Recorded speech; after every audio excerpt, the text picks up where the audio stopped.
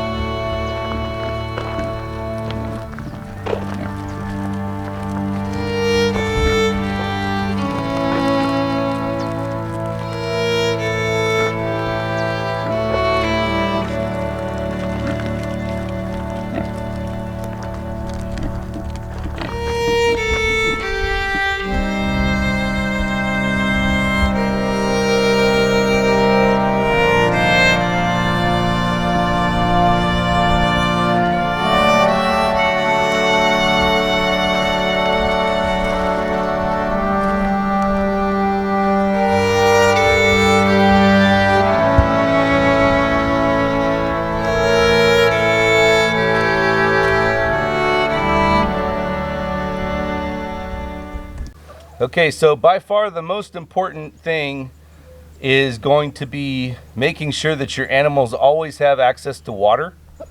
For my chickens, it's water in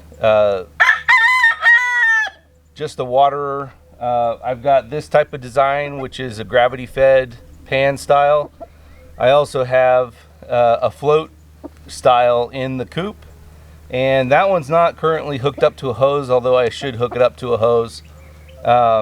If it's something where you weren't around, if it's in a situation where you weren't around all day like I am and can check it a couple times a day, I would advise having a float system hooked up to a hose at all times. And for the pigs, that's going to mean not only the drinking water, but also water for their wallowing. You're ruining my shot. So you can see Pumpkin, I was just trying to film, but apparently I didn't have the recorder going. But back here, I've got a wallow that Pumpkin was just in, and she's gonna ruin my shot here.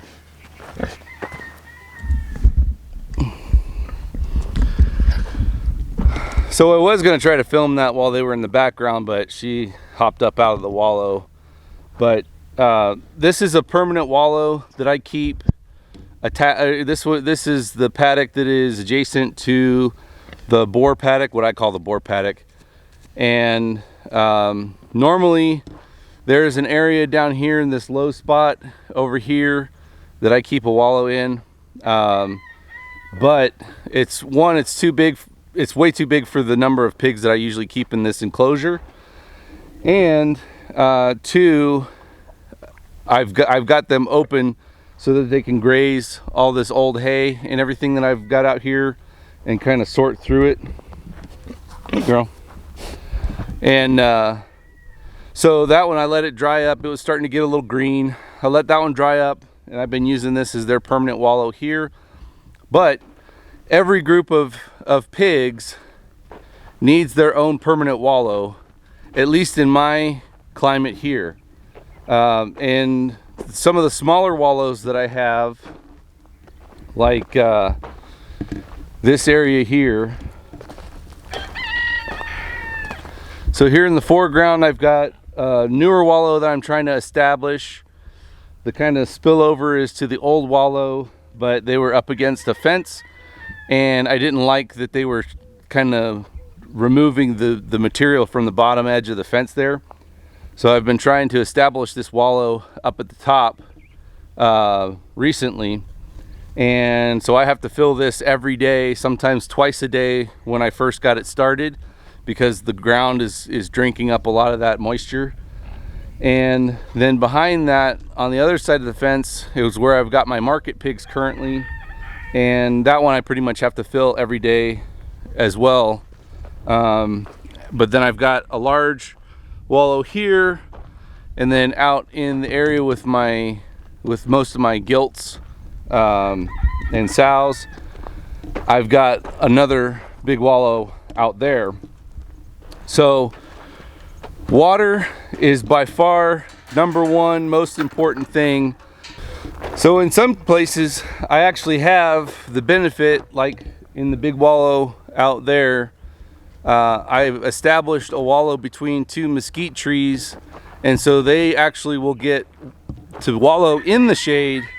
But having shade, various types of shade for different times of day is really important for relief from the sun, whether it be my chickens or my pigs or my goat, or even my cats.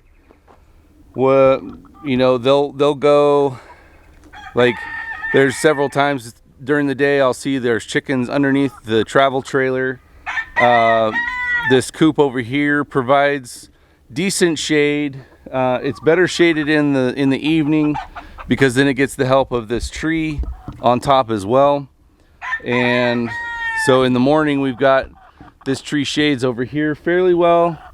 We're getting close to the middle of the day now, so the sun's going to be up above, so they'll start coming in a little closer to this chicken coop here.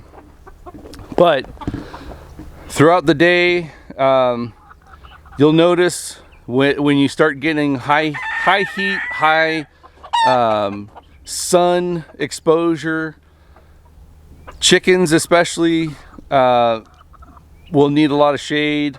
You'll see that their breathing is changing. It's becoming a little bit more labored. They may have their wings up almost permanently throughout the day at some times, depending on the breed that you have. And they'll also really start to lose their feathers quite a bit. And along the same lines, pigs will actually shed quite a bit in the summertime and in the heat. And they will not usually have too many breathing issues, so long as they've got, like I said, they've got the wallow exposure. If you see that your pig is really labored in breathing, first and foremost, don't try to cool it off by spraying it down. You can actually cause a heart attack in your pig. The best thing to do is give them access to a wallow. They'll go in and they'll slowly regulate their own body temperature. And if they already have access to a wallow and they are having issues, try to shade them, get them out of the sun if they're in the sun. And in extreme situations, you will have to call a veterinarian to assess the health of the animal. So to help with my chickens especially, I've actually got some misters coming in here. Like I said, it's been over 100 degrees for the last 2 weeks or so, and I've just noticed that they have had a lot of heat related traits, we'll call it. And for chickens, they start molting really bad. They have labored breathing. Their appetite drops fairly significantly. For instance, normally first thing in the morning I throw out feed, and it's usually cleaned up within 15 to 20 minutes, and now it's been 2 or 3 hours since I fed them, and they haven't even finished the amount of food that I've thrown out for them. So right now I'm feeding the ants because it draws ants whenever there's extra food just kind of laying around. But then the other thing is actually egg production drops significantly when you're dealing with high extreme heat situations. And extreme heat is different for different parts of the country and different parts of the world, and it depends on the breed. Some do better in heat than others. So take all that under advisement when you're assessing your own situation.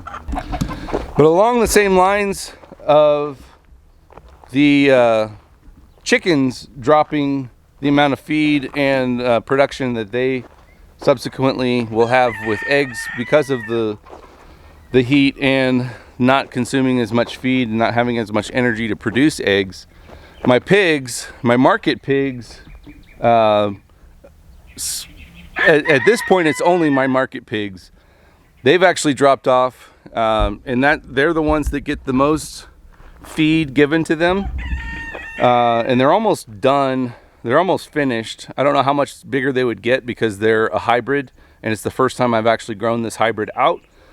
So it's a bit of a guessing game for me.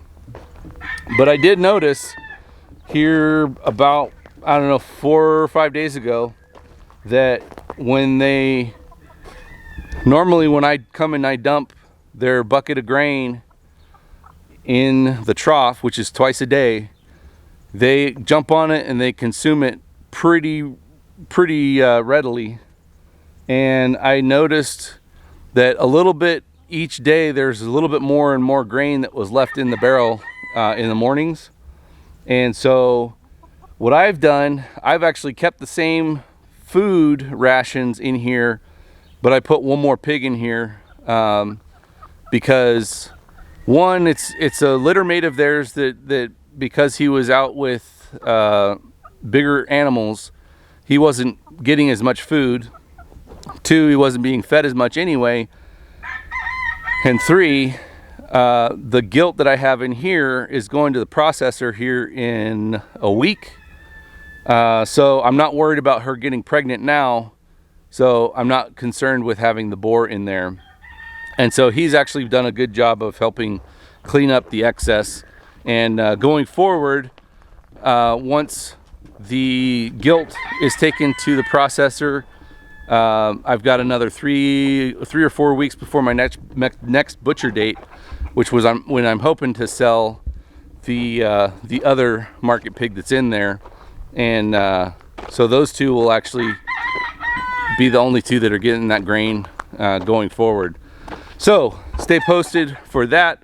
When that pig comes back from the processor, I'll be sure to include a little bit of information going to there, some measurements. Right now, I can't measure the smaller gilt that's going to the processor, but I was able to measure the barrow. He's a little bit more tame. He's not as skittish. Let me get out of the sun here.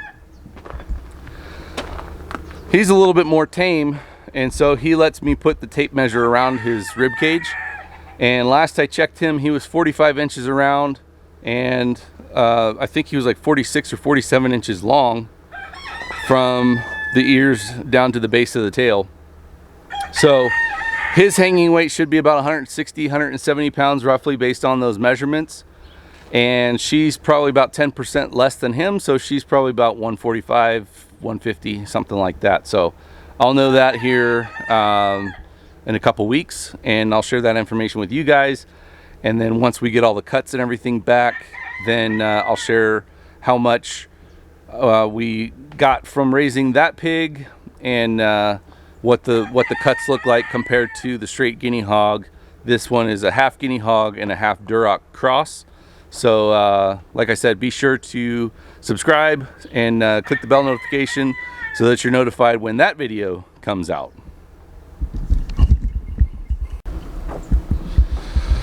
So that'll do it for the animal care and tips for dealing with the heat. I do have my transplanted trees over here that are partially shaded throughout the day, and I've gone from watering them every other day to watering them every day. And I think a couple of them may not have made it. I know my almond tree and this plum tree did not make it. I've already gotten a credit from the nursery for them, but I believe that this nectarine over the last couple weeks, because of the heat, has not made it as well. And I've got a lot of trees that are still very green, like this sugar plum here, or sugar pear is very green, and the little buds are somewhat pliable, but it just has not bud out any leaves or anything like that. So I'm hoping that it's really working on its roots right now, and hope that's a good sign for when I transplant it in the fall or winter, and we'll have a good growth next year. And I think since the last time I talked about my trees, I got some other bare root trees. These were from Stark Brothers, and these are a couple Bartlett pears that they had on sale into the season kind of thing. And I got a couple red gooseberry plants and a Concord grape plant. And the first order that I had from Stark Brothers was actually in their easy pots, so they were rooted, they had soil. These are bare root, so we'll see how well they establish comparatively. And it's only been a couple weeks ago, so they were sent in the pretty much the peak of the heat here, so not 100% sure whether they're going to make it or not, but so far they look like they're pretty good. The pear trees, they still look like they're greenish and everything, so fingers crossed on that. And that's going to do it for today, and stay tuned. Later today I'll be filming some information about my guinea hogs specifically, and do a showcase piece much like I did for my Icelandic chickens, and hopefully that will be released here before too long. And as always, thanks for joining us, and God bless.